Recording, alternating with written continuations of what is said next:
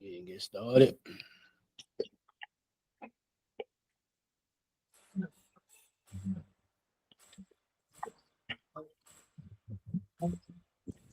Talking about what we talking about. I can do this all day. What we talking about? What we talking about? What we talking about? I ain't feeling what you're saying. What we talking about? From time to time, every set of brothers argue. You gotta listen in to catch a glimpse here from our view. I finish every debate that I'm in. Gonna start it up. Same time tomorrow, we run it again. Ain't no stopping us. What we talking about? What we talking about? I can do this all day. What we talking about? We talking about what we talking about. I ain't feeling what you're saying. What we talking about?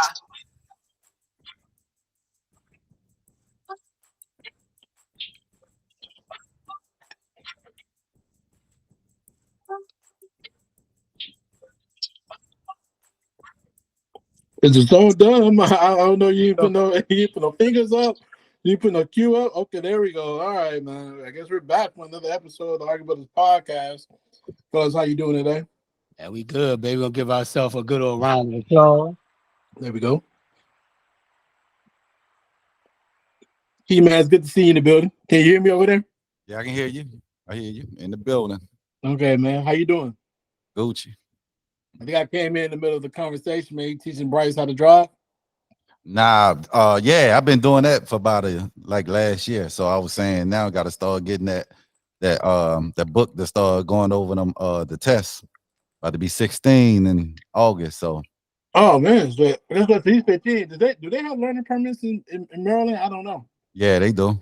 Okay. Yeah. I don't know. But we ain't one of them rich fans where we about to pull up, for your sweet 16 and no Benz or no Porsche. Nothing. I don't know. He got rich parents. Man. So you never know. He may have to pull up in that Benz, man. You got his sweet 16. He gonna have a sweet 16. Yeah, pull up in a hoopty like they used to do back in the day. Put a bow on, get you a This nice is 2024. You can't give your son no hoopty. No, I'm talking about not a hoopty. You can't do that now. Get it like a little, you know what I'm saying, a little car. You know what I'm saying? Not no. He gonna clean up the Lex, dog. He gonna shine that thing and wax it You up. give the Lex? He need Uncle James Tesla. Nah, he can't. I don't know about that, man. Well, I'm gonna can't drive the Lex yet. But nah, you need your car where your little compact car, something easy to maneuver, nothing too fast. You know what I'm saying? Get you one of them safe little cars where you can't show off in. Yeah, I mean, I definitely feel like showing off in this area may not gonna be what you want to do. No, you need one of them little 4-cylinders. Yeah, you just need to get some little simple and basic. They always give you Dodge Chargers, though. They give those too fast. Those nuh-uh. Those show off. A Civic or something. Yeah, you need like a Civic, Corolla, Priest, a Corolla. To get the point A, point but B. Man, you gonna put with Bryce, man. Bryce, he ain't gonna put you in Caprice or nothing like that, man. A Corolla, he ain't gonna do you like that, man. He gonna have you shining. He gonna have you shining, brother. You gonna put Bryce in the Yugo, man. That'd be terrible. Bryce would be upset. Yeah, he would be happy like, what this is? I ain't driving it. I'm gonna catch Uber. Man, that man drive. Don't Bryce go to a private school? Yeah. So ain't no way you gonna let that man put up in that private school. Hey, bro, you know what? When you growing up, bro, you rather be on 4 wheels or your feet? Be driving something on the bus. Yeah, plain and simple. Or your bike. Which one you want? Oh, right. Man, listen. When I grew up, we didn't have buses, so you either bike it or you have to get a car. Damn, bro, you grew up and ain't got no bus. Yeah, we had no bus, man. Nah, ain't no bus system. Like, what are y'all like? That's for city people. Damn, boy. You had a population of 1,000? It didn't matter if you had a population of 100,000. You still wouldn't like. There was no bus. I'm trying to think like maybe you in Birmingham. I don't think Huntsville had like an established bus system. Jeez. I mean, they may got one a little bit later. Like, you know what I mean? Maybe when I was in high school, but man, growing up, we used to go to Huntsville. You didn't see like buses everywhere. Like, nah, that came a lot later in life, if I'm not mistaken. I mean, I'm pretty sure they had it, but you know what I mean? You think about it though, in the 60s, there was a bus boycott. So you went from the 60s to the bus boycott to the 80s and 90s. It ain't really that like not people really want to be on the bus like that at that point.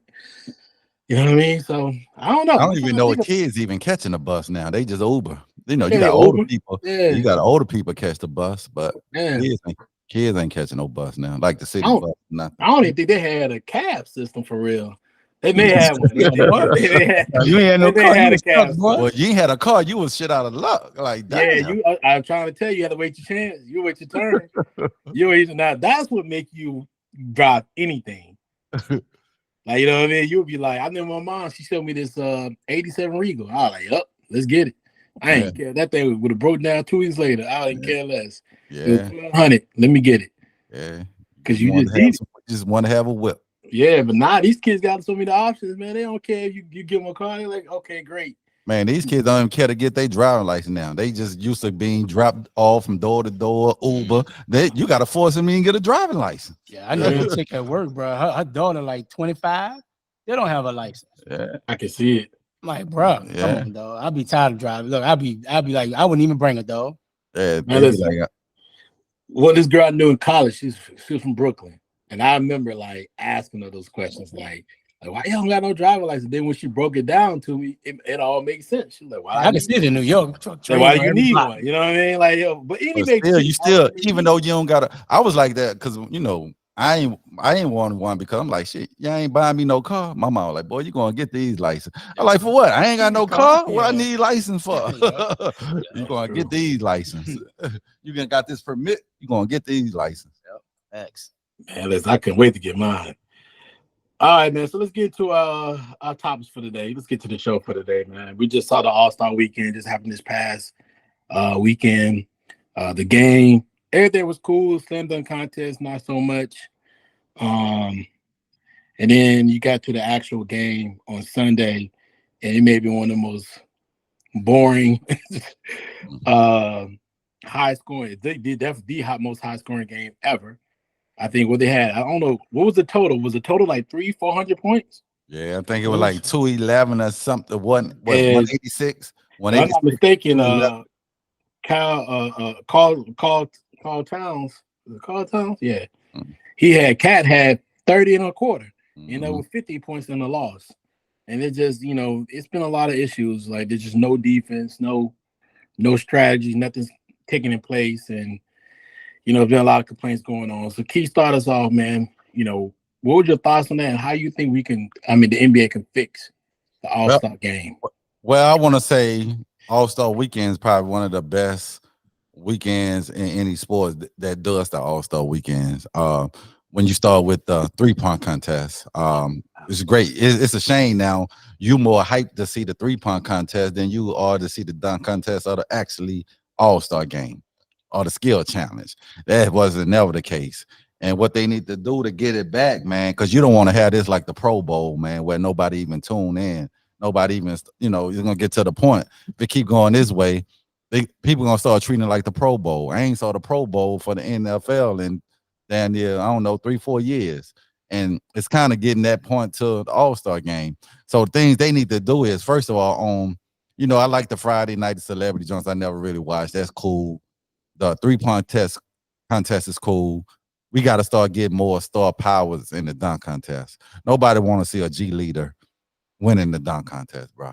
Nobody want to see it. I don't care. It's just not right. You know what I'm saying? We got to start getting this like the Ja Morants, the Zion, the boy Edwards. You got to get names. That's what get you entertained by watching the dunk contest. So that's what they need to do by the dunk contest. I don't know. They need to make it because Stephen A made a great point the other day. I was watching. It kind of went downhill when LeBron James didn't do the dunk contest. Like every star player was doing the dunk contest, and it was an honor. Like you was a high flyer. You did it your first year or your second year. You did the dunk contest, and when he didn't do it, I felt like everybody took that lead. Like it's not important. You don't have to do it as a star, but it was like more mandatory. Like when a star player, a high name coming into the NBA, you did the dunk contest. And I don't know if it's mandatory, but sorry about that, but I think it was one of those things in the past. It was you were building your reputation for the dunk contest. Yeah, you felt like obligated to do it because every great player have Right. came and did it. If you can high fly dunk, you did it. So now, since he didn't do it, everybody feel like, well, okay, well, it is what it is. So, and then when it comes to the actually game, man, it just shows this generation how competitive they are.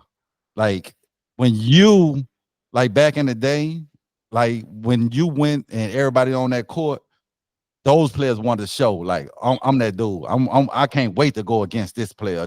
I'm not just gonna you drive, I'm gonna get out your way and dunk. You know what I'm saying? So it's just gonna take that one person to come set the tone. This is like when Kobe used to come to All-Star game. He set the tone. Okay, you can play defense if you want, but I'm gonna embarrass you out here. And then I'm gonna come and lock you up, and it just take that. Who's gonna be that person that set the mold? It was kind of like in the Pro Bowl when God bless the dead. My man used to play Taylor. for Taylor. I'm coming out there banging. You ain't got to bang you want, but I'm banging, and you're gonna get hurt if you mess around. Think it's just need that player to come set the tone. They just don't have that player, and so until then, man, it's just like, what are we doing? Like it's not even worth watching. It was embarrassing to see the greatest players of the world let another team score over 200 points and give up 186 on the other end, bro. At some point, bro, you gotta have some pride about yourself. Not saying you gotta hurt yourself, bro, but at least keep it close. But in the fourth quarter, where it's a game and you can compete. Yeah, it's gonna take the mentality of the players to want to do it. But we saw it with the in-game tournament, right, where the bonus per player was like 500,000, and you saw how hard they were playing. If that was just a regular season game, they probably wouldn't play as hard. But the NBA is going to have to up the money. That's what people are motivated by.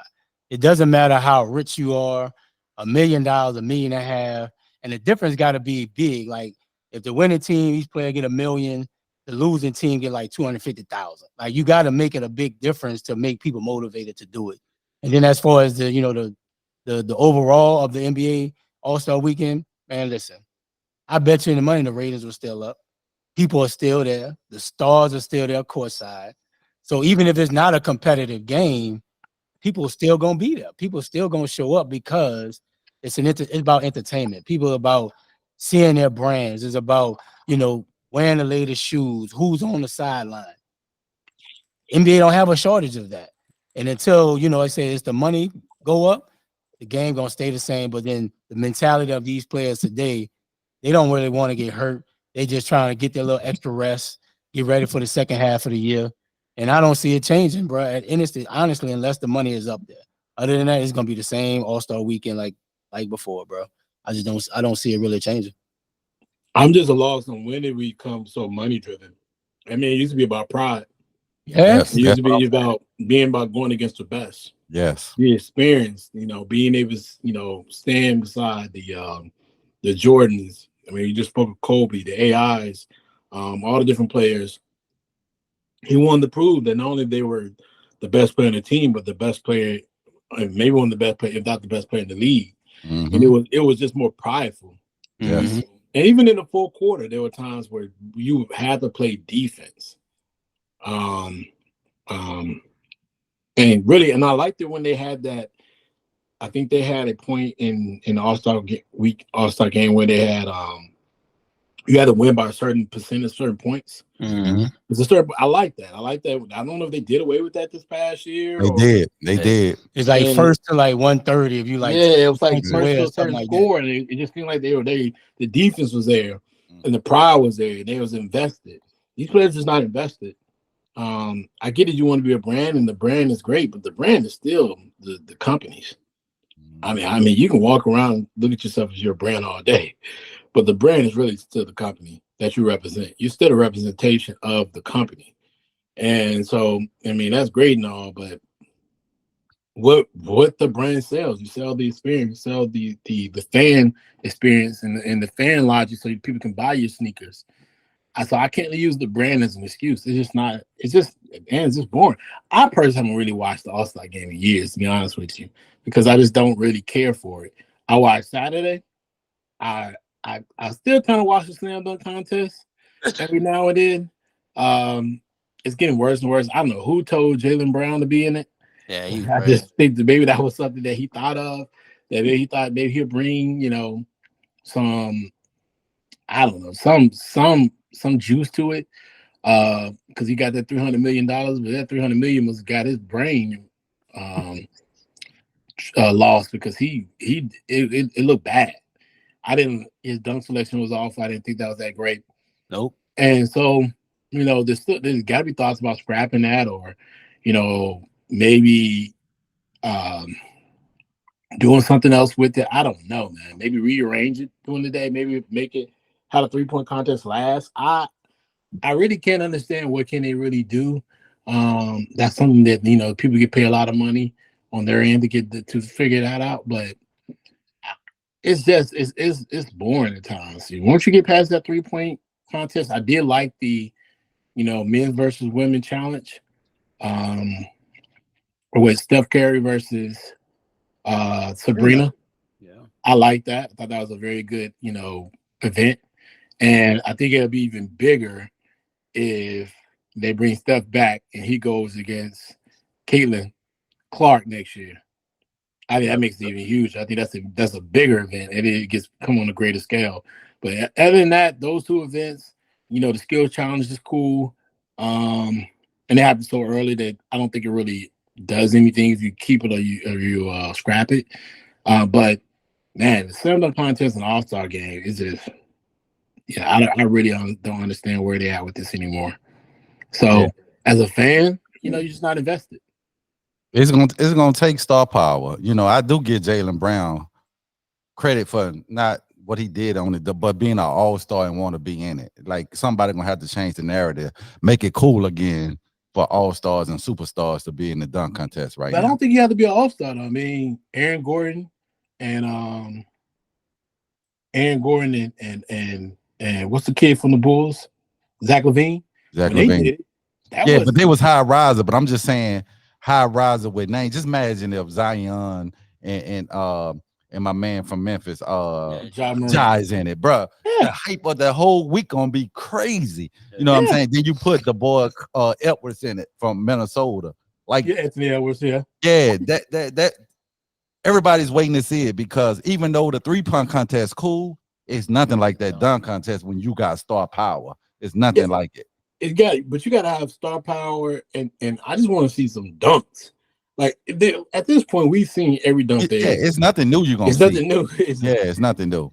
It's gonna be just about the names doing it. That's what I'm saying. It's gonna be about the names doing it. Because there ain't nothing new dunk you gonna do. You was all coming up with some creative dunks though. Yeah, you see some stuff online like G League or the Ignite, like something. You see some like elevation, something creativity out there. Yeah, but nobody cares because there ain't no name though. I get it. Yeah. I mean, but high credit. I mean, it's only so much you can do, man. Yeah. It's only like about, man. It's about star power.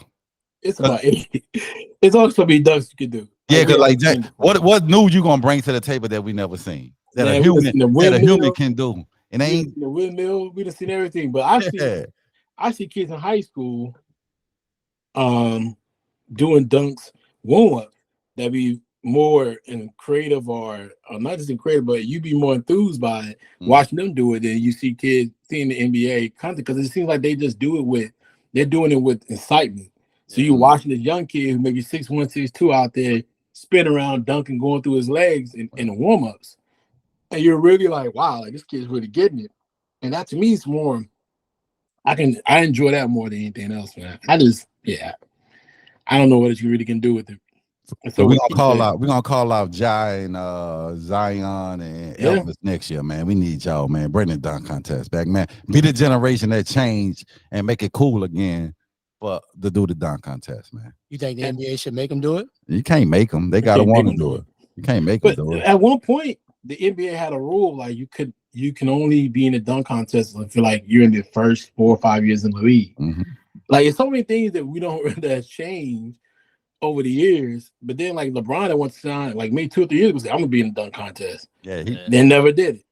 That when shit went downhill, bro. He kept teasing, I'm gonna be in it next year, doing dunk up, video on himself, and then everybody just said, okay, we're not doing the dunk contest. Yeah. Before then, everybody did it. I feel like he's afraid to lose.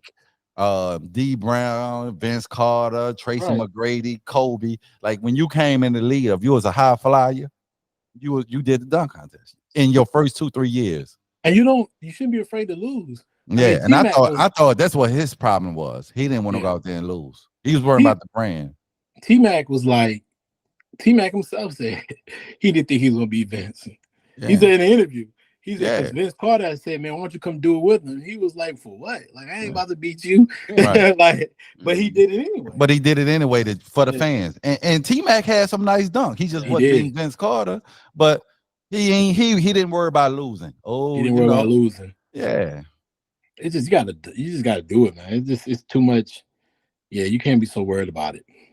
So man, let's get into the first couple of games or the first game of the season. I mean, I don't know if you guys been seeing what's going on. You know, NBA is back in action. There's a lot of chippy placement happening. I mean, you've been seeing for last three. I mean, even last night, I think it was three separate fights in 3 different games, with guys getting into it and going up and down and just having issues with each other. And I mean, it's part of the game, but you know, I want to talk about it a little bit. Like, so Keith, give me your thoughts on like what do you feel about what's going on with the chippy play? You heard what Draymond said about the guy that got traded to the Charlotte Hornets, right?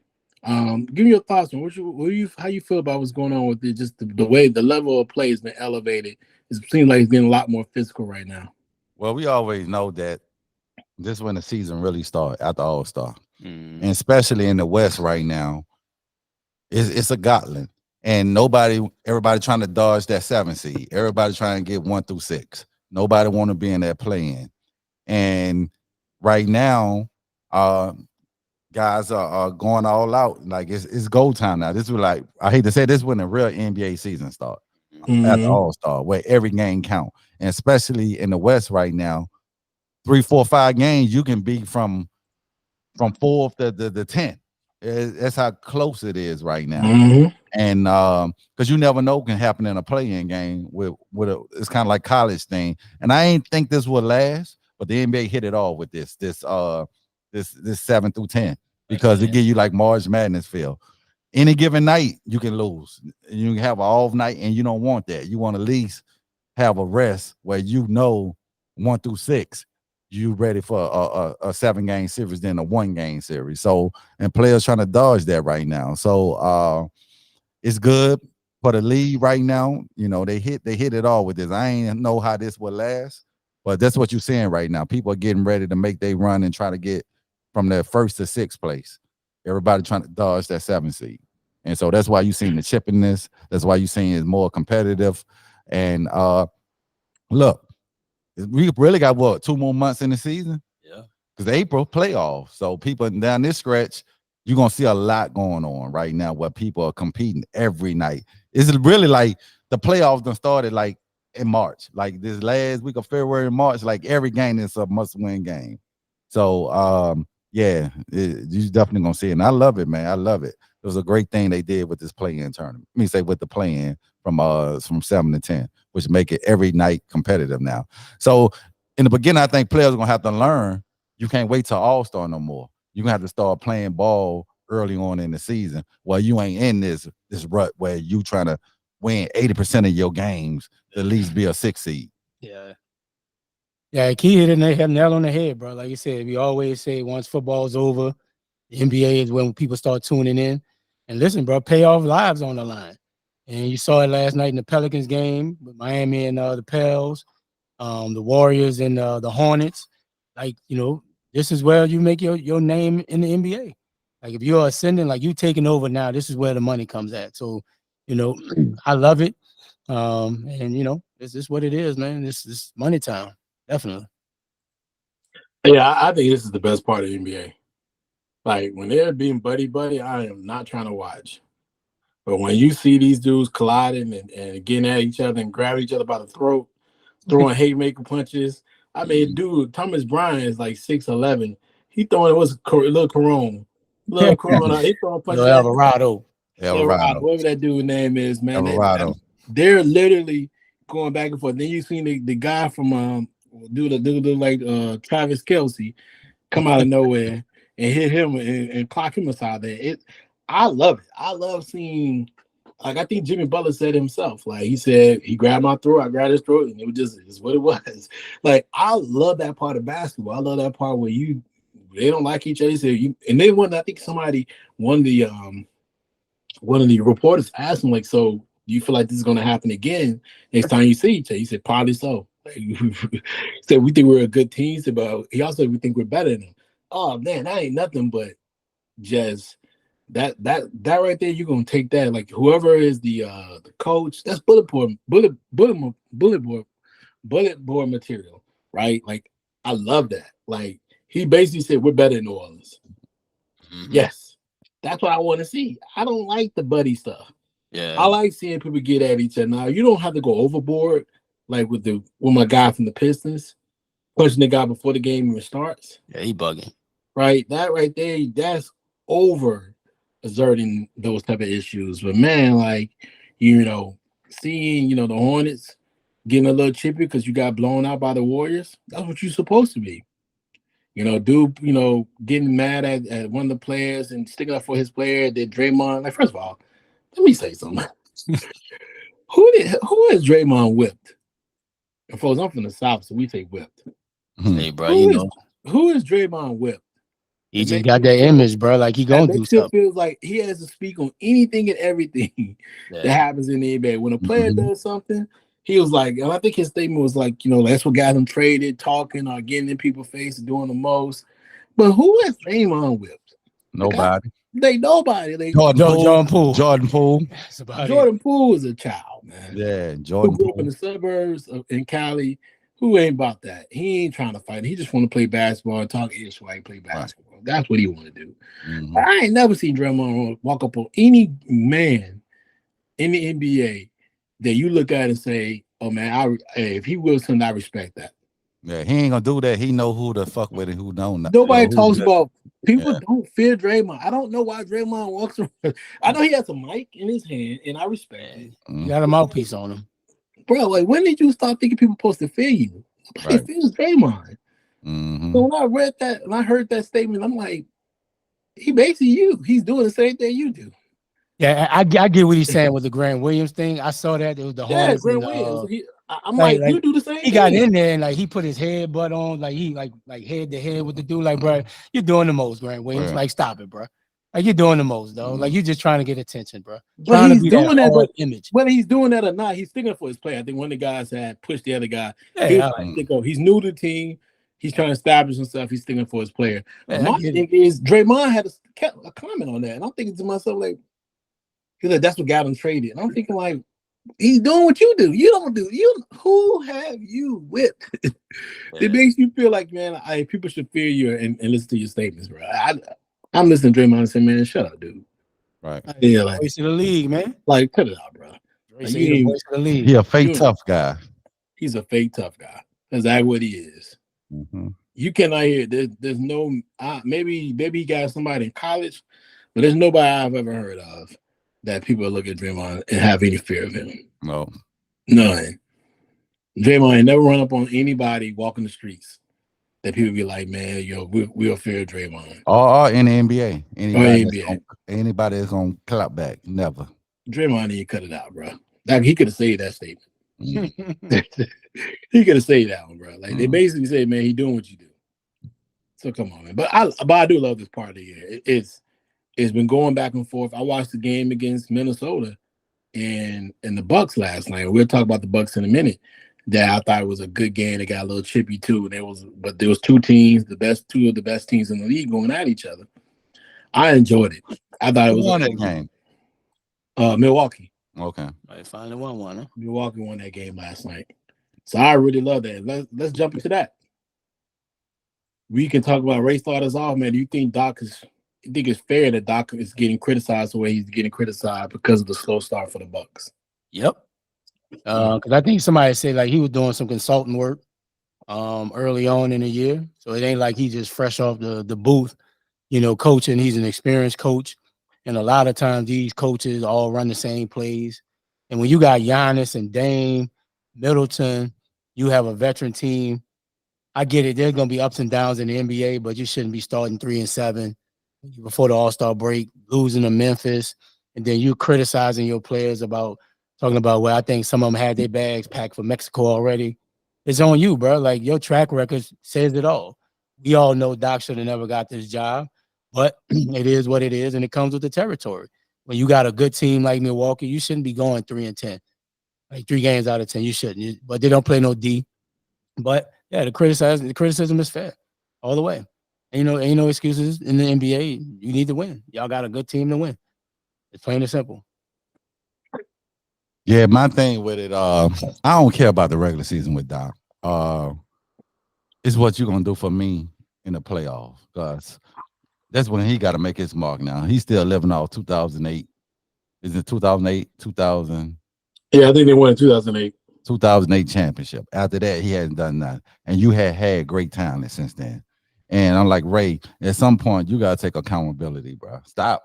They bags packed. You the coach. You the one supposed to get their mind right. Memphis wasn't playing like G leaders at the time. They ain't played nobody. I don't care if they got their bags packed. All the talent y'all got, y'all shouldn't lose to Memphis.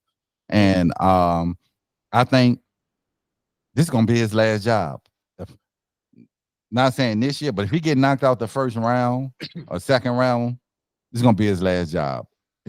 Because at this point, you coming to a championship team where the coach was actually winning. You know what I'm saying? This coach would have been in the All-Star game. And I know you got to go with your star player and Giannis, whatever. And I heard, I don't know how true it is, but I heard the coach came at Giannis' brother. So I'm like, yo, you need to do something, because really right now, you holding up a spot. It can be somebody else that can help the team. So I heard Giannis ain't like that or whatever. So, but Doc, you on the hot seat, man, because we just saw you blew multiple 3-1 leads. In Orlando, you did it with the Clippers, you did it with Philly, where you was the favorite.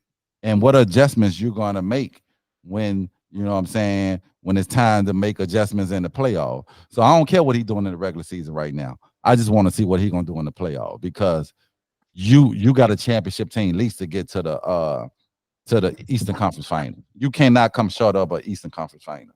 You meet Boston or somebody, y'all lose 7 games your first year, you'll get a pass. But you cannot flame out in the first or second round this year with this team. Just can't do it. Yeah, I think he's gonna be criticized because you got so many veterans on this team. So you shouldn't have so much ups and downs they've experienced beforehand. And then you fire the coach mid-season. So that's gonna become very critical as well, because it wasn't like that coach was coaching horribly. They were in the second place. I think at that point they only lost 13 games. And they were playing not great, but they were playing, good basketball enough to win. They just weren't playing efficient defense. Has Doc helped them defensively? Yes. I still feel like his rotations are very off. It kind of showed last night when he had Patrick Peterson, one of the other guards in the game, and he didn't have enough scoring. The floor seemed to be off balance, and that's when Minnesota started. They were up by 7. Matter of fact, to just kind of tell you this, I don't know if you watched the game, but Milwaukee was up by 17 at one point. It was 87-70. And he had Giannis on the floor. Trying to think who else he had on the floor. I'm trying to think the kid name.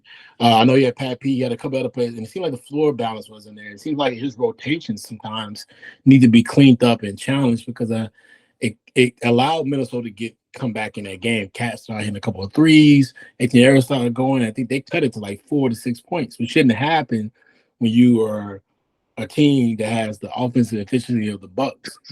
It should have been that close.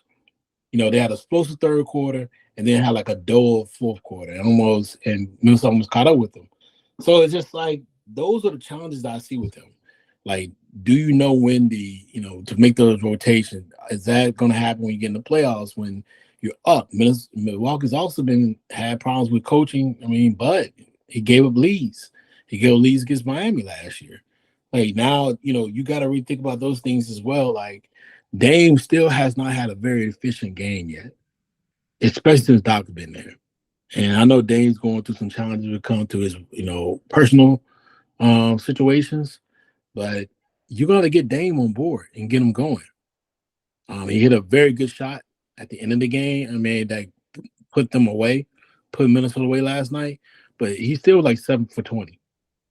These are the type of things that you're happening. Giannis has still been Giannis, but everybody else play still has kind of been just needs to be elevated. The Malik Beasley been helping him a lot too, but that's where Doc's gonna have to figure out. And we gotta understand what's going on with Middleton. He hasn't played Is he still playing? since like somewhere around November, early December. He hasn't played since. I wonder if he got issue with them knees. He's still out. And then, you haven't heard of any surgery. So what's going on with Middleton is going to be critical as they continue to move forward. Yeah, they And he's need him going to to play himself back in shape. Yeah, they need him. Again.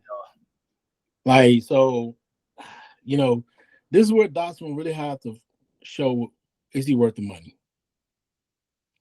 Because in the playoffs, man, he's gonna have to show that he's it wasn't about the players that he had, it wasn't the jocks and the Joes. It was the coaching staff that helped as well. Because even with the Boston teams that he had, even the year they won a championship, I think that first series they went 7 games with Atlanta. Mm-hmm. It was times where he had games that a series that shouldn't went like that. So, yeah, I'm like you guys, man. It's all about the playoffs with Doc, but he's gonna have to figure out like how to put things together, so this team can be playing well as they get to the playoffs. Because Boston ain't slowing down, Cleveland's still playing good basketball. Indiana made some moves. So you don't want to get into that. Got the Knicks playing well. Yeah, you don't want to get to that 4 or 5 and have to play one of those teams who are young, hungry, and can push you. Because if you make it past that first round, that second round is going to be critical. Mm-hmm. And they got to get Embiid back healthy too. Yeah, and I think they're like in the 4th seed. So that's going to be interesting how they move. Because if they don't, it's going to be a situation with them, right? If they don't get Embiid back healthy and ready, they're going to have a problem in that first round. All right, let's do one of our favorite files. And I'm not sure y'all saw this. One of the fans called when Kevin Durant was coming out, called him a bitch, basically. Yeah, like Kevin, KD or Kevin Durant, you bitch. And Kevin Durant came and confronted him. So let's talk about. We always talk about the players. Let's talk about the fans for a second, right? And Keith starts us off for us. We always say the fans are part of the game, but when the fans get to that point and they're just belligerent and yelling out stuff and being disrespectful, right? How should we treat this? Like, how should we think about this? Well, that the negative behavior that they have. Should we think about it just they're a part of the game? This is just this is how players get paid to play at the end of the day. And I know you're being yelled at, but you get paid millions of dollars to play, or should the fans be get removed? And because I think what happened today in the situation, Kevin Durant kept them there, right? I don't think he had them removed. So, give me your thoughts on like the behavior of fans when you got the game. I'm kind of on the fence about this because if they ain't saying the N word, because I'm old school, right? When players back in the day, like when Reggie Miller and them was playing all this and that, they probably heard everything under the sun. But you know what they went did? They went and dropped 50 on them in the crowd, shut them up. Then they talk their noise back at the end of the game. I think we just too soft now as a generation, man. Like I really do. Like, you know what I'm saying? So what? Okay. All right. I'm going to take it out on your player, on your team right now. Let me go get 50 tonight. Then I'm going to say, who the bitch now? You know what I'm saying? Stuff like that. That's why I'm just built from a different cloth. So if nobody call you the N-word or this and this, and back in the day, I'm quite sure those players will tell you like, what's my man who won the championship? All the championships in Boston. You talking about Bill Russell. Bill Russell, yeah. But they probably got called every N-word, every whatever. What Bill Russell did, dominated and won championship. You know what I'm saying? Even back in the day, not saying it's right, but okay, you call me, so what? You know what I'm saying? Let me go drop 50. And I'll be like, your mama bitch. something like that, you know. You know what I'm saying? We just too soft skinned now that with these players, man. Like, come on, man. Like at some point, you want to go get the ref and have them move. Like Luca does do. Like, get in shape, Luca. You're gonna have him remove because of that. Like, come on, man. We too soft as a generation, man. So I, if it ain't, you know what I'm saying? Like, come on, man up, go drop 50. Shut them up. Like Reggie Miller used to do, Spike leading them back in the day when he go to the Garden and then they talking trash. That should motivate you. So that's my point on it. Yeah, I think it's foul when the fans start crossing the line, like cursing you out. But like I said, I'm old school too. I enjoy the shit talk. Like the back and forth. You know, I'm coming back down court. You know, I might say something to you, you might say something to me. You know, that just makes the game more exciting. Like we used to play ball on the playground. Yeah. We talking back and forth, bro. All right, you got me. Yeah. Now I'm coming back at you, talking shit after I done scored on you. And like we are into a society where now cats, I think, you know, just, you know, very soft. The NBA in general is soft. But as long as fans are not crossing the line, like talking about my mom, my wife, my kids, or cursing me out, I would love the back and forth talking. Like, I think it just adds more excitement to the game. And the situation with Kevin Durant, and I like the way Kevin Durant handled it. You know, he went up to the fan, they had a conversation. And like KD probably like that old school too. Like, I'm gonna keep him in the game. I'm about to put 50 on y'all bitches. Right. And it was a good game with Dallas. There was a lot of back and forth.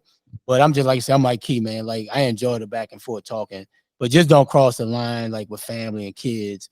And I think that's when you gotta draw the line. But I think now cats are getting fans thrown out pretty easily just for saying anything.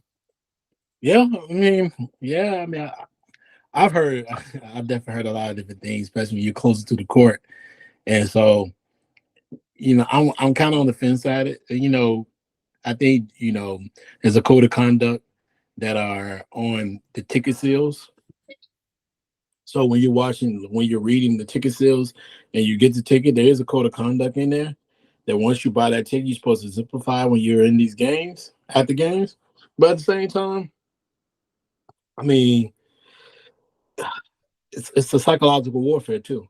Mm-hmm. So like psychologically, the fan is trying to get into your head and they're saying anything. And sometimes, you know, it can get overboard. And when it gets overboard, you do have to remove them. But if they call them that and he just told them to calm down, I can roll with that. Mm-hmm. I just feel like, you know, it needs to be an understanding. He made the understanding clear. And he moved on. And, you know, sometimes how you have to handle it. Sometimes I guess it's the way she may said it. I think it was a woman. Yeah. I think it's the way she said it. You know what I mean? Like maybe that rubbed him the wrong way. You know what I mean? I don't think she put it with a sentence or any other adjective outside of "you a bitch." You know what I mean? I think that is probably why he felt a little disrespected by it, right? Mm-hmm. It's the father. So I think it's when it comes to fair and foul, I think it's foul that, you know, they have to do that, but I think it's fair in the sense that, you know, you do get paid basketball a lot of money, and that is part of psychological warfare. So it can't always, everything can't always be your way. They're not trying to sit down and have tea with you and talk about, you know, the daily news. You know, they want to rub you the wrong way. They want to be an irritant, and that's what they're doing. And so, you know, it used to be with the fan with the Washington Bullets. That, you know, he used to be out there. I forgot the white guy's name. I can't think of his name right now, but he was one of the most irritable people. People hated him. They hated that fan with the Washington Bullets. He did a lot of irritable things that rubbed people the wrong way. So, you know, but it's psychological warfare. If they get you out your game, then they did their job. Yep. And that's what a family's fanatic, and for a reason. They're fanatics for their teams. They're not going to say, "Hey, Katie, you're the greatest, but you're still a bitch." They're not going to say something like that. They're going to say how they feel. Yeah. Any more thoughts on this? Nah. I mean, let's dive into Tatum. This is Key guy. Dookie.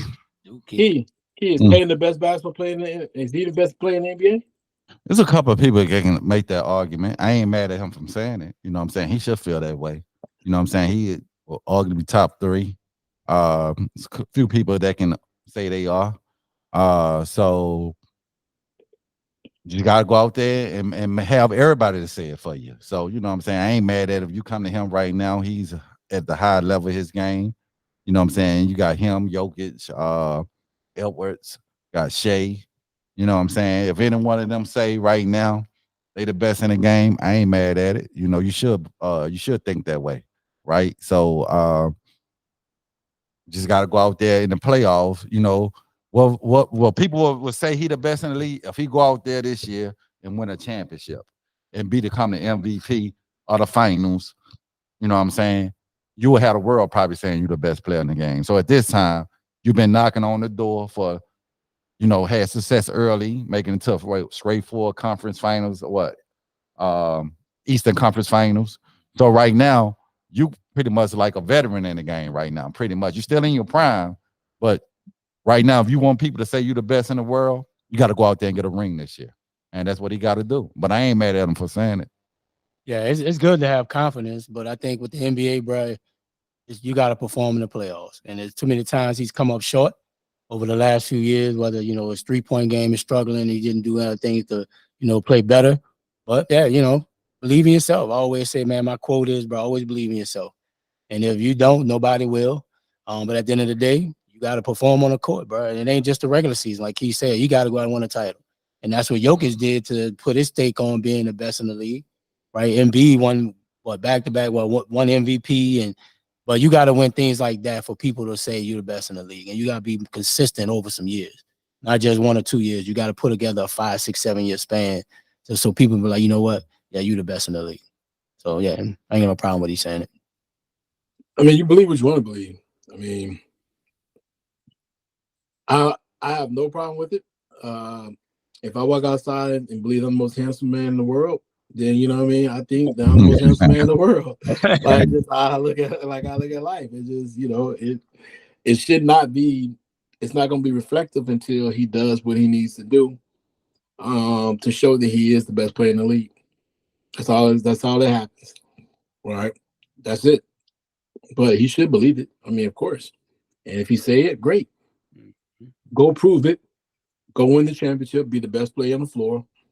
And nobody will say anything to him. Yeah, that's what he got to do at this point. You got to bring one home. He has nothing else to go against now. He's won all what he needs to win. He's done all the things he needs to do. Now it's time to move on.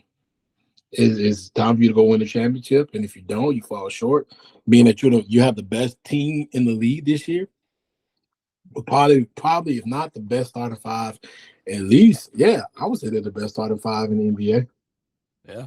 Right. So between them and probably the Pelicans, I can't say the Pelicans are the best between even close to them because the Packers are playing as well as them. I'm just saying on paper, if you want to just look at talent, like 1 through 5. Well, I'm talking about production. And if I look at their record, and overall, their record's the best. They've been the best all season. And so 1 through 5, they have talent in every position. So when you get to 6, 7, 8, when they're gonna have the issues, but that's really honestly, he should be like, hey man, I feel the way I feel, but you got to go prove it. I ain't trying to hear it in the playoffs, brother. Gotta go prove it. You know what I mean? You know, and once he does that, we'll see. Hey, give me your thoughts real quick though. AI said 2 things about AI. AI had an interview with Shaq on his podcast, I think the Big Podcast. I want to get your thoughts on both things. One, he said that the player that struck the most fear in him was Stephon Marbury. So let's talk a little bit about Stephon Marbury. And the second thing he said was, in the modern NBA, if he played in the modern NBA, he can score 43 points a game. So start us off, key first thing. Give me your thoughts on Stephon Marbury and his play in the NBA, right? And why he felt that way about Stephon Marbury. And then talk about the 43 points a game. Yeah, man. Steph Marbury was a dog, bro. Like, you know what I'm saying? Those years in Minnesota, bro. You know what I'm saying? Go get a bucket. Ain't had no weakness in his offensive game. He was one of them point guards that came out of New York that can shoot and dribble. Like most point guards come out of New York back in the day. You know, there was assist guys that can dribble, handle the ball, run the offense. Steph came one of those guards that can drop 30, 40 on you quick. He get hot. go crazy, go nuts. So I can see that. You know, they both played the same position. AI had to guard him. He had to guard him. So, and if you ain't show up against Steph, bro, you'll get embarrassed on any given night. He'll give you 40 or 50 on any given night. So I see that. And yeah, I know AI was a dog, bro. He probably looking at like now the amount of fouls he will receive attacking the basket. Because AI used to attack. You know what I'm saying? He was fearless, you know. So he probably looking at like shit. He probably averaged what 28, 29 in his career, like when he was at the height of himself. So he probably looking at that 40. I don't know, but maybe about 30, 35. I can see him average. Yeah, the comments about Steph like fearing him, that's cap, dog. Like, there's no way, bro. AI, bro. We had Jordan in the league. We had Kobe in the league. Like, ain't no way. Like, but he ain't guard those players. Don't matter. Jordan don't matter. But I'm thinking he's saying who he guarded. He ain't guard Kobe. Don't he matter. Guard Jordan. He played against them. And I'm sure there was some matchups, cross matchups where he had to check them or whatever. But to say the only player that put fear in him, come on. But I think he's talking about from his position as a point guard. You got to realize that you do realize that they went at each other. Maybe I don't know if it was high school, but definitely in college. So you think about from college to like the pros, and they came out the same year. I get it. And listen, we was in high school, my senior year, and we had a nice basketball team. My boy D-Backs, shout out to D-Backs. He said when they was in a tournament in San Diego, he came back. He's like, "Say, bro, I seen the best player in my life in Stephon Marbury. Steph was a dog, but I'm not buying the whole fearing. The only person that fear him, like I would have to see the interview really to get more context in it. But I would say cap just off of GP of him saying. I don't say you can say that's cap if they both play the same position. Hey man, I think going on the same position. Difficult time guarding. Okay, and Stephon Marbury was a bigger guard. People don't realize how that was big. He ain't little. Like people think that Stephon Marbury was a little guard, but he about 6'2", with handles, can jump, athletic. He's a dog. Remember the Stephon Marbury that was at Minnesota? Yeah, I feel you, dog. But Stephon Marbury was a dog, no question about it. But that's what I feel on that statement with AI said. Now, for his 43, I think he could. At the height when James Harden was putting up, and we was like, is he the greatest scorer of all time? Just how many free throws AI would get, right? Just alone getting 10. And even now, the three-point shot is a lot more prevalent now than it was when AI was playing. Who would just say AI wouldn't have hit about 2 or 3 more threes? So I can even see him averaging 40. Luka averaging what, about 35? MBE, when he won MVP, he was about 35, 36. So as a guard, getting more shots up, oh yeah, he can easily average 40. Easy. Yeah, hearing him say he averaged 43 is like Jordan when Jordan say they talk about Jordan has 50. Like it just seems like people don't realize like how good offensive player they were. Like so, yeah, I can see that happening. But I think he had fear of Stephon Marbury. Stephon Marbury was a beast, bro. He was. Like I remember he was at Georgia Tech. Like he was a beast. He was one of the New York guards that came to Atlanta down in the McDonald's Center at Georgia Tech, man. And he was absolutely electric. He was electric, man. And watching him and AI go at each other, I think they went at each other at the one of those opening tournaments they used to have, they still have in New York. I mean, going at each other like, and Stephon was like only a freshman at the time. And man, listen, he was every bit a beast on the court. And so, if he said Stephon Marbury he feared him, I believe it. AI don't seem like the type of person that lies. Yeah. And I think he's talking about at his position. You know I think he had to be. Yeah, I don't think he's talking about just overall fear as another player that can go off. Because, you know, he always gave Jordan and Kobe their props. But I was just thinking, he's saying the position he got to guard, who he got to go against every night. That's and maybe he's saying that because a lot of people don't talk about Stephon Marbury like they should. I mean, but Stephon Marbury was a prodigy, right? Like everybody talked about, you know, how much of a prodigy he was coming from high school to out of New York. They were saying he's probably one of the best players coming out of New York after Kareem. Yeah. Right. So You gotta really. He lived to the heights to a certain degree. So I don't know, man, but I can roll with that. Before we jump off to something else, I wanted you guys didn't watch the game last night. Watch the game if you get a chance. Look online. I wanted y'all to see how dark Alex Rodriguez is, the owner of the Timberwolves. You know, he used to play for their baseball.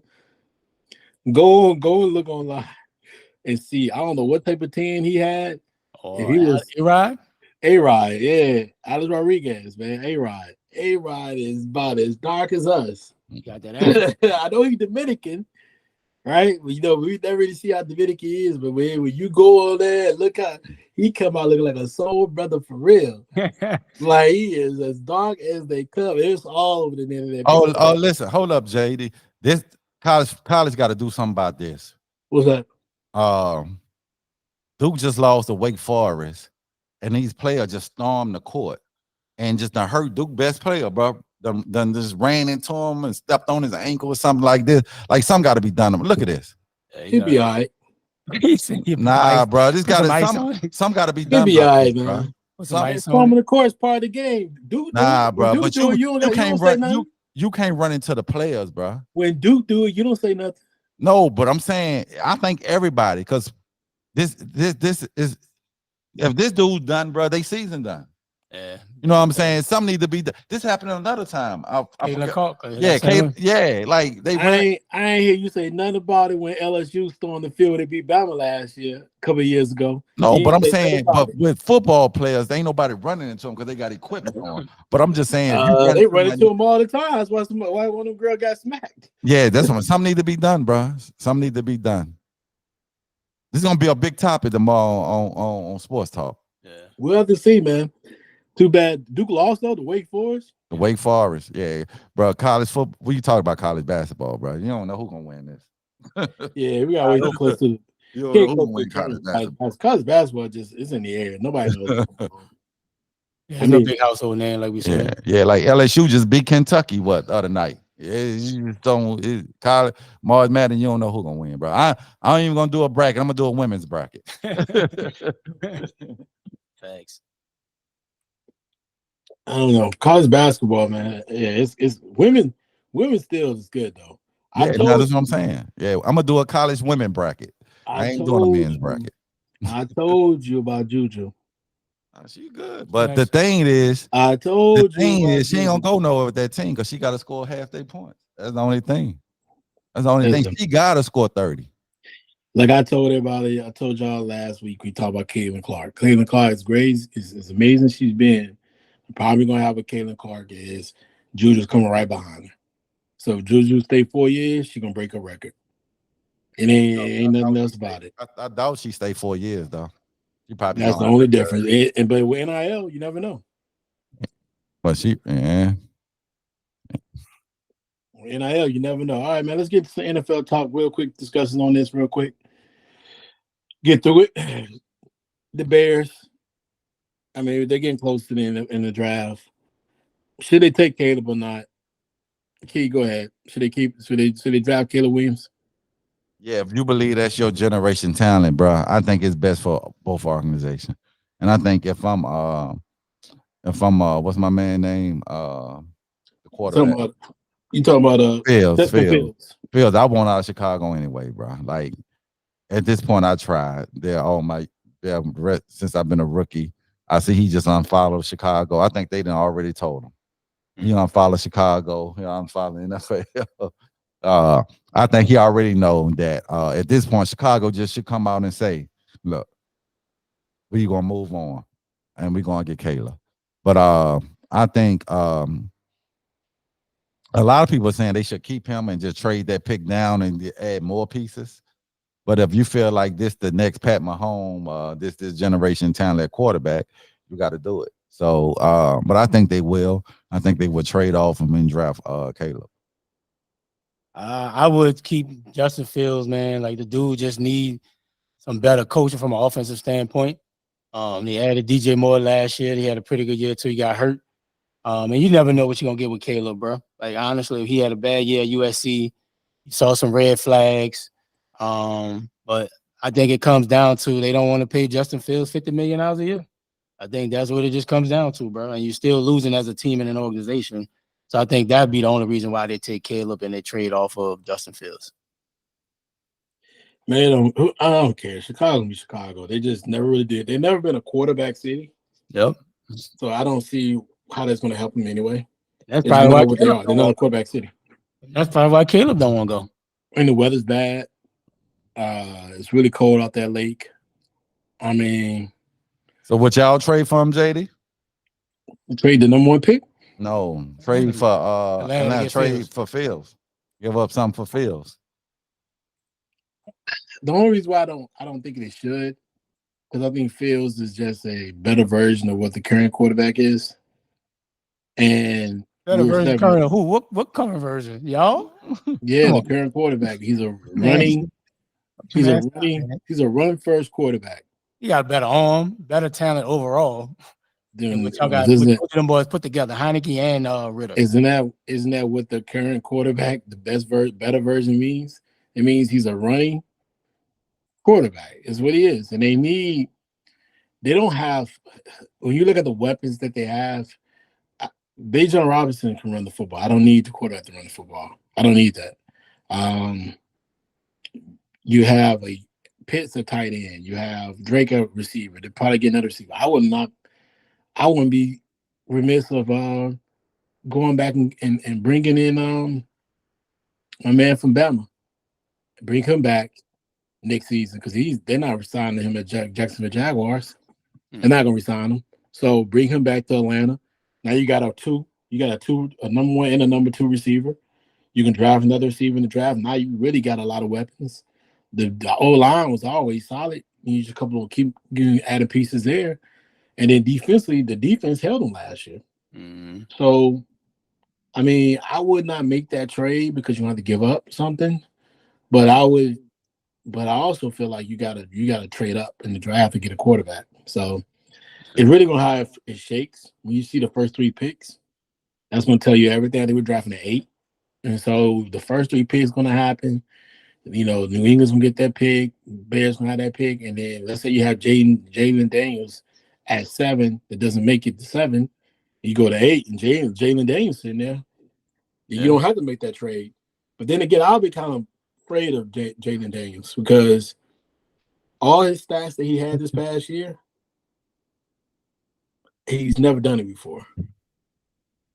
Everything, all the talent, all the things he's done this past season, he's never done in previous places. When he was at Arizona State, he's never thrown 30 touchdowns in the season.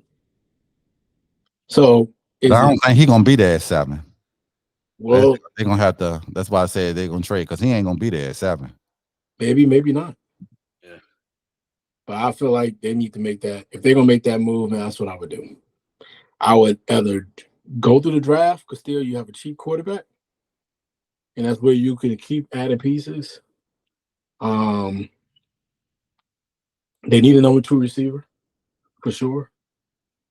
You know, so yeah, but I just don't think Justin Fields. They're gonna have to give up too much. I don't think so because if they draft Caleb, you already know they got to get off him. I don't think they don't have to. I don't think you have to give up too much. If they draft him at number 1, we know. No, you gonna have to give. Because they can afford both quarterbacks at this point. Yeah, but you ain't keeping both. You ain't keeping both. But you can afford both. Yeah, but they not. You know they're gonna be willing to get off him.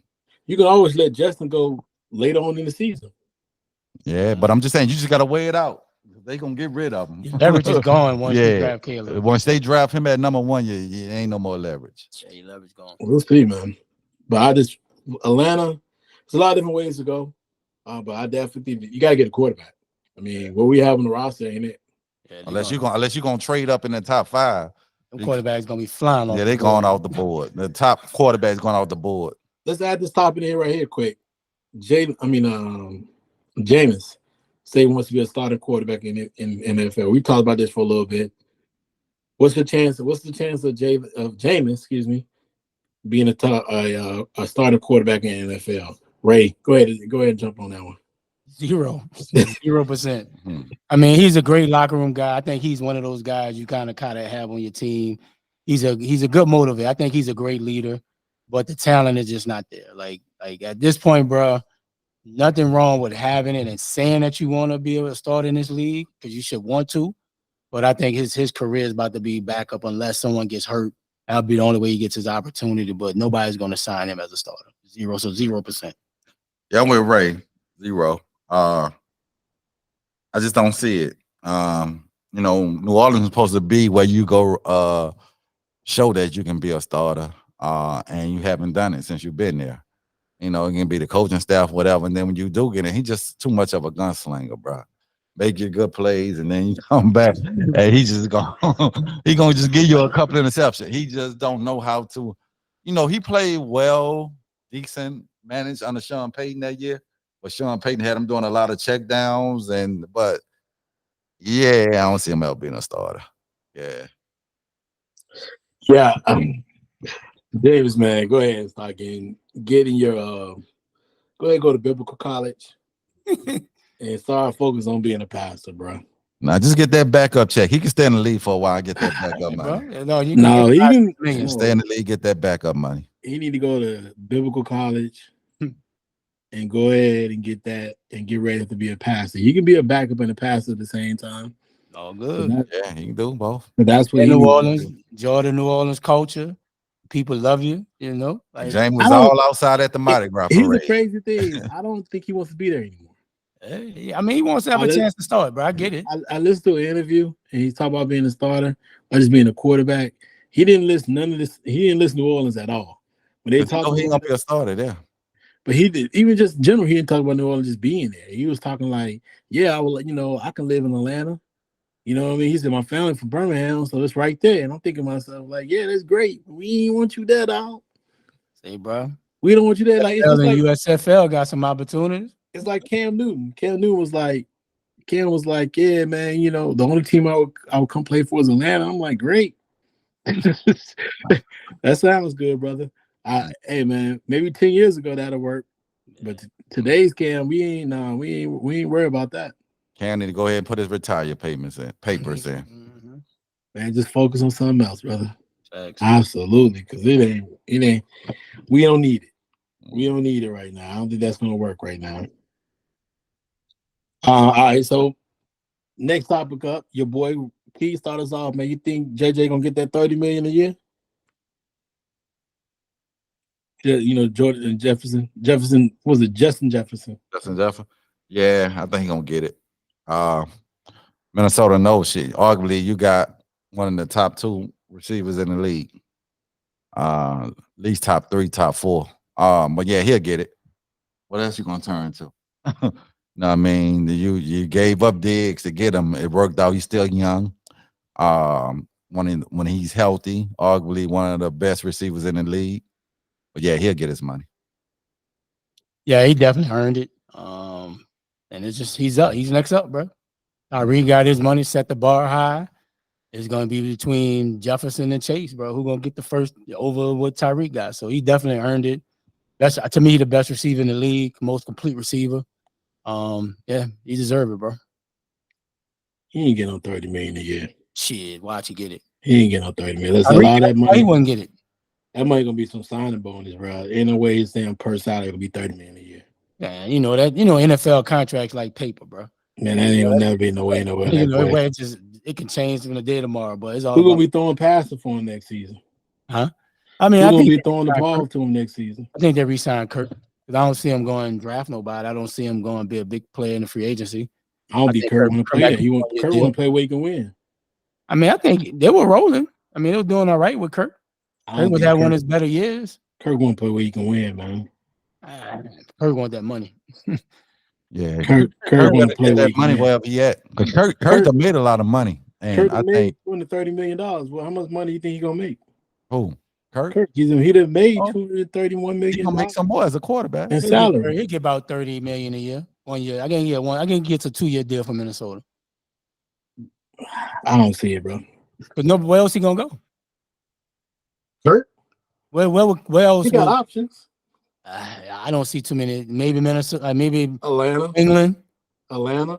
You wouldn't want Kirk. Denver.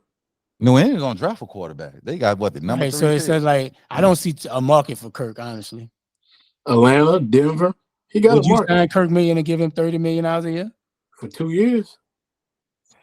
I think that's setting your organization back. I'd rather go young. For 2 years? Yeah, I'd rather go young, though.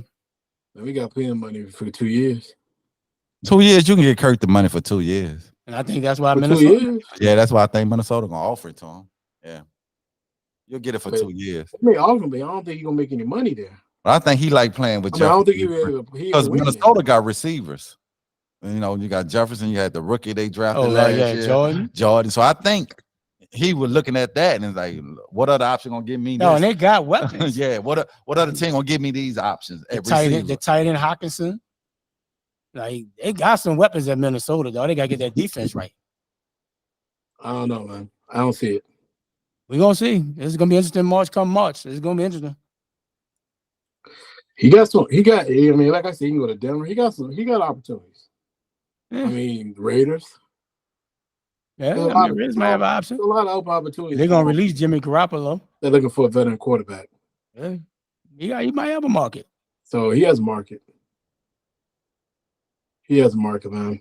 I just feel like it's just a matter of just, you know, figuring out what is best for him. Yeah. But I mean, even Russell Wilson will have a market next season. He might end up in Pittsburgh. Pittsburgh's another one, right? I think that'd be a good spot for him. So there's a market out there. So it's a lot of different ways. What about San Fran? I mean, I don't know. I mean, Purdy they're gonna get Purdy money. Purdy played well, but they got 2 more years on that contract. Yeah, but they ain't gotta pay him then. They ain't gotta pay him. But if I'm them, I offer Purdy a deal.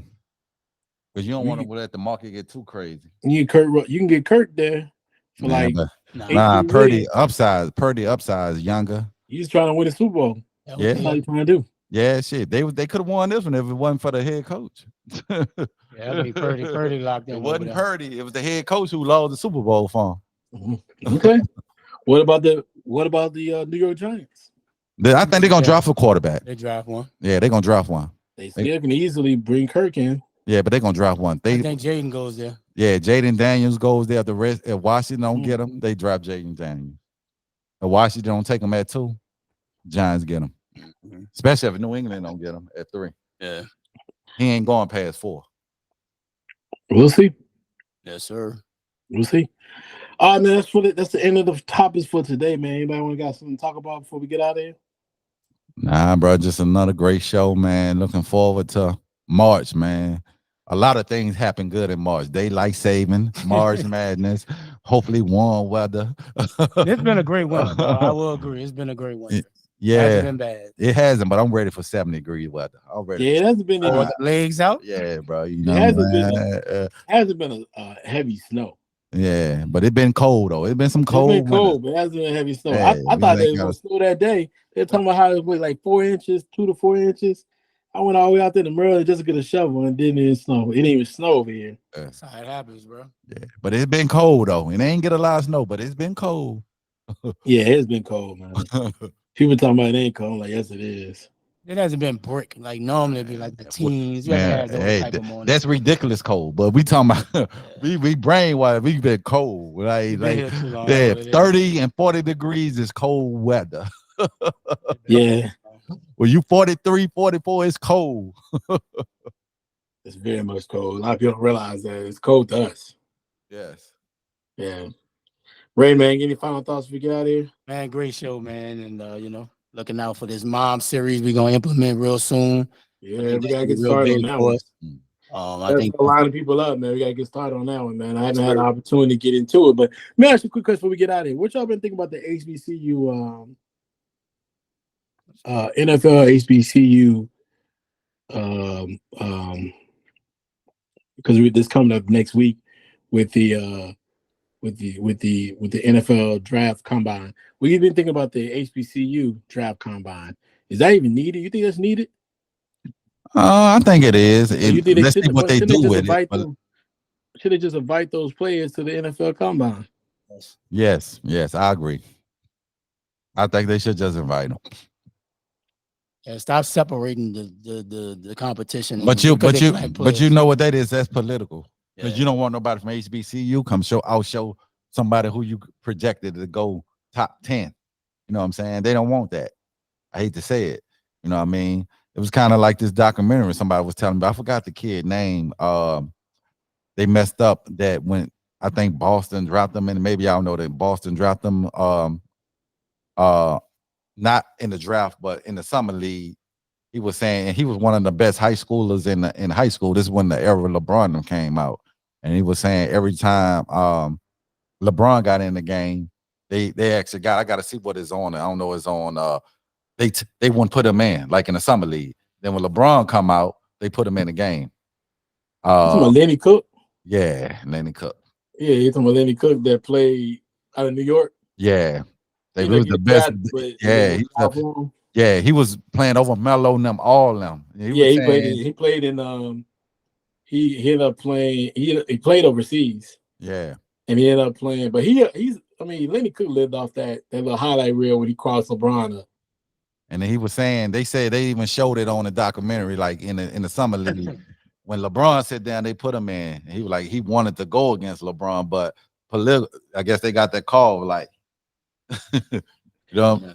Yeah, but Leonard Cook kind of put himself in a bad situation. Yeah, and you got to blame yourself too, right? Yeah. So, yeah, and I get it. And I think that's the reason with the HBCU, because you can get somebody in there, you can get the next Jerry Rice.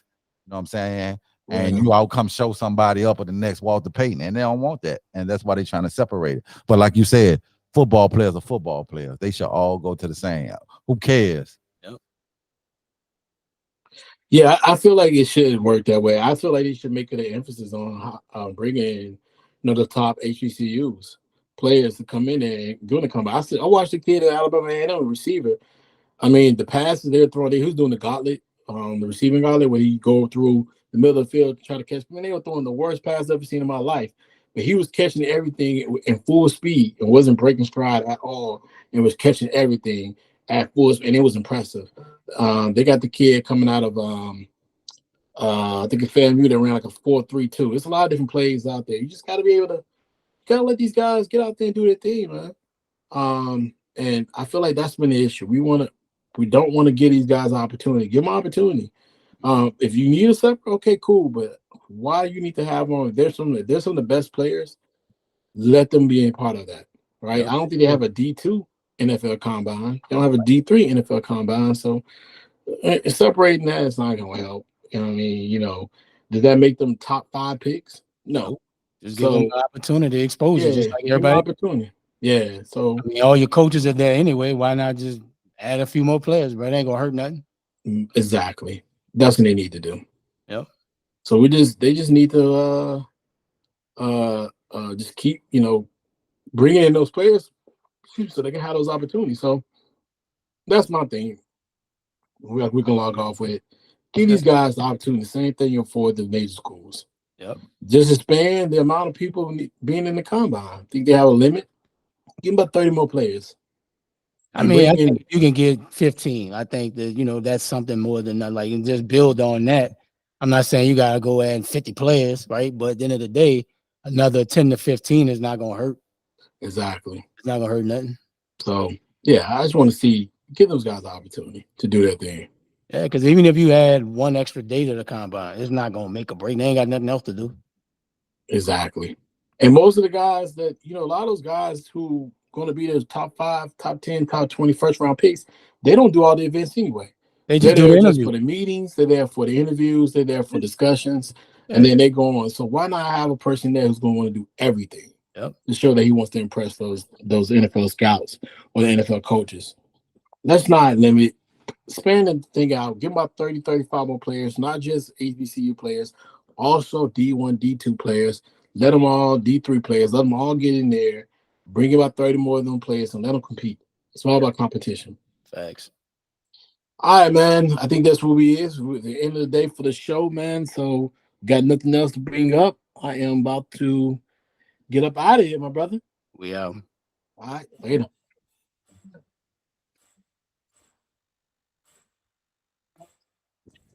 Talking about what we talking about.